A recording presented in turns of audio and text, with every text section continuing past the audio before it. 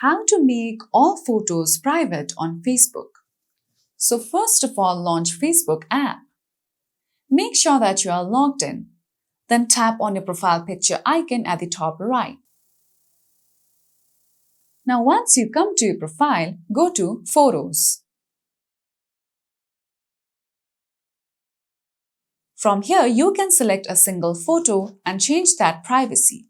Now, in order to change the privacy of your entire photos of Facebook, those photos must have added to your album on your Facebook account. So just go to Albums. Now you can see specific albums of your Facebook account. I'm going to tap on this first album. Now you can see a pencil icon. Tap on it. Now you can see the privacy settings. In order to change it, tap on it. Now just tap on Only Me. Now just go back. Then tap on Save.